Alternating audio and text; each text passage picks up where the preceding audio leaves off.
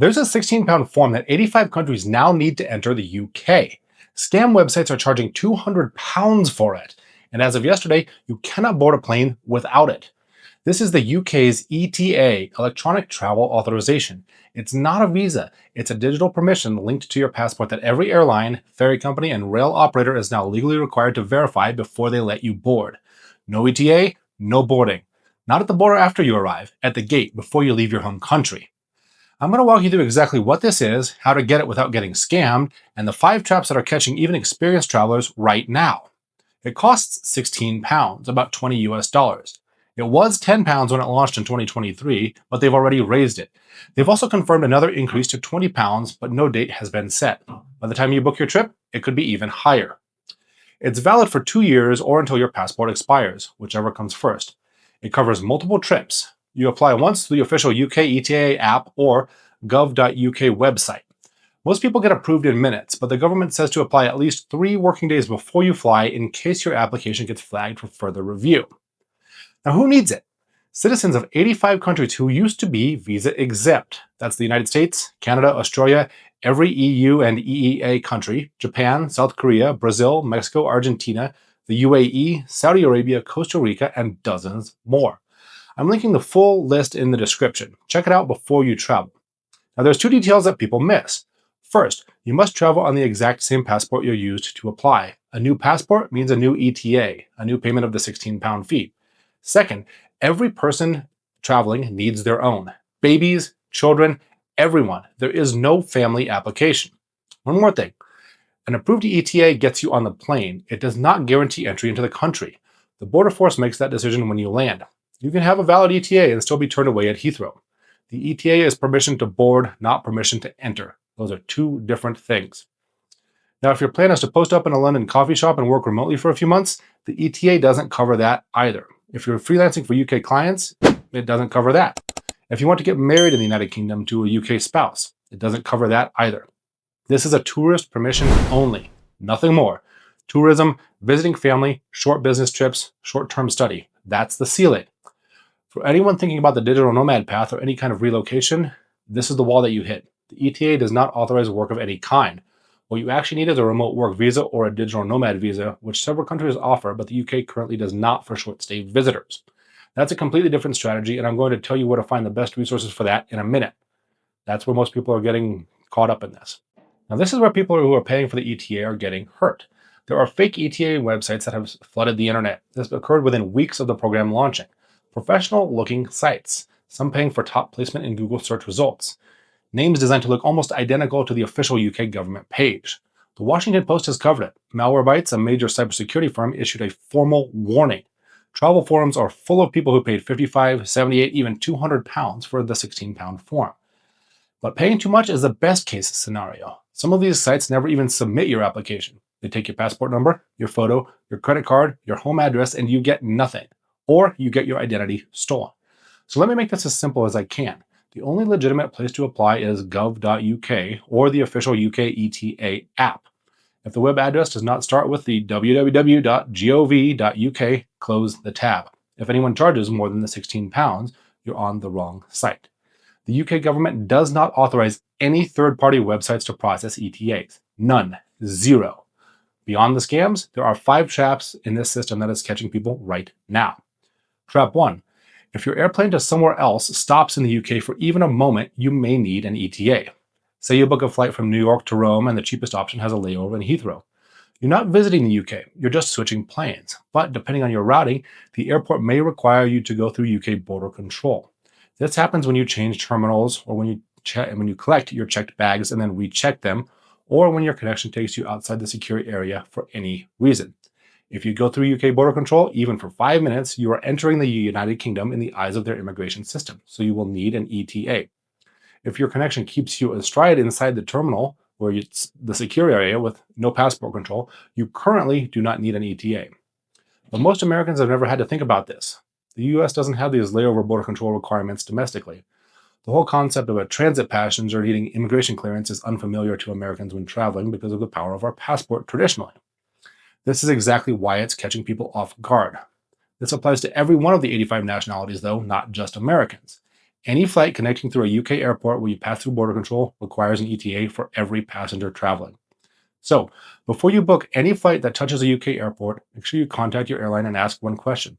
Will I go through UK border control during my connection? Yes means you need an ETA before you fly. Show up without one and they will not let you board at your departure airport. And speaking of flying to Europe, if the UK doing this concerns you, you need to know that Europe is building their own versions of this exact system. They're called the EES and the ETIAS, and it will affect every non EU traveler entering the Schengen zone, including Americans, Canadians, Australians, and anyone without an EU passport. I've done full breakdowns of both. Click the card right here, and the links will also be in the description. If you're planning any European travel, those are essential viewing. Now, trap 2, dual citizens. If you hold dual citizenship with the United Kingdom and another country, the US for example, you're exempt from the ETA. But you must enter on your British passport or with a certificate of entitlement. That means you're from one of the Commonwealth countries. It won't apply to most people. Show up at the airline counter with just your American passport, though, and you say, "Oh, I'm also British." The airline cannot verify that. Their system checks for an ETA linked to the passport in your hand. No ETA, no British passport, no boarding. And British nationals cannot apply for an ETA. The system blocks them. So if your UK passport is expired, renew it before you travel. There is no workaround. Situations like this are when the value of a second passport becomes very real. Having a dual citizenship gives you options when one country changes the rules overnight. Now, if that concept is new to you, I've got a whole series on this channel covering the benefits of a second passport, how citizenship by investment and residency by investment programs work, and how to build a passport portfolio that actually protects your global mobility. Those, of course, are linked on the main page of the channel.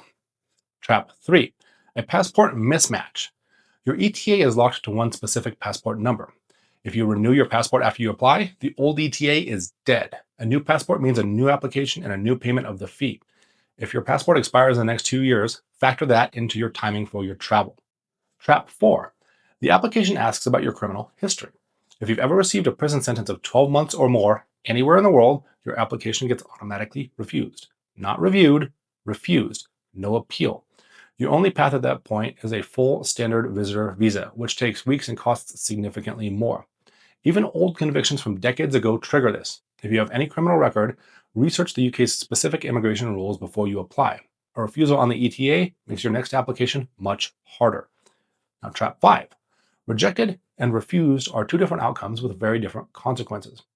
Rejected typically means a technical problem, a bad photo, a typo in your passport number. You can fix it and reapply immediately. Refused means a suitability problem, a criminal history, a poor immigration record, something substantive. There is no appeal for this. There is no administrative review. You must apply for a full visitor visa instead. Either way, your £16 are gone. It's non-refundable. The EU's ETIAS is active in the Schengen zone. Japan has announced the JESTA. Australia and Canada already have a version of this for their own systems. The UK has also just confirmed that Crown dependencies, Jersey, Guernsey, and the Isle of Man, will require their own ETA for direct travel starting in April of 2026. Global mobility is getting more complex, not less. Visa-free travel is shrinking. If you're a permanent resident abroad, a Schengen resident, or anyone who has built a life overseas or is thinking about building a life overseas, the ground is shifting underneath you. An ETA gets you 6 months as a tourist, but you can't work on it. You can't build on it. If you want to live somewhere, work remotely, build something abroad, you need a real exit strategy, not just a tourist permission. That's why we built the world's most comprehensive digital nomad visa guide. Digital nomad visas, remote work visas, residency options, tax residency implications, cost of living abroad, the actual legal frameworks for working in dozens of countries, not blog posts. Regulatory details you can act on. If you're thinking beyond vacation, the link for that is in the description. And one last detail is for the expat audience. If you're an American or another visa-exempt national who is legally resident in Ireland, you don't need an ETA when traveling to the UK from within the common travel area.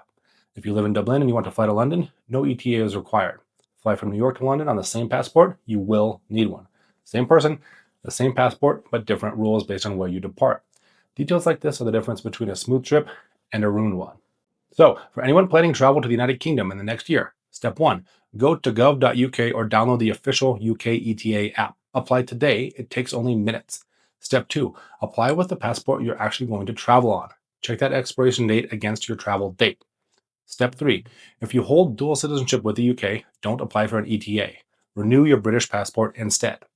Now, step 4, If your flight connects through the UK, call your airline and ask if your route goes through border control. If yes, you'll need an ETA even though you're not staying in the UK. Step 5. If you have any criminal record, research UK immigration rules before you apply. A refusal creates problems you don't want. Step 6. Check the full list of 85 countries in the description and send it to anyone you know with a UK trip coming up. This is the kind of thing that ruins a vacation when you find it out at the airport that you can't travel. And one last thing, the ETA is good for 2 years. If you think there's even a chance you might visit the UK in the next 24 months, apply now while it's £16. They've raised the price before, they'll raise it again. Save some money and lock in your rate today. Remember, the right information makes it all possible. I'm Brad with Evolution Expats, and I'll see you in our next video.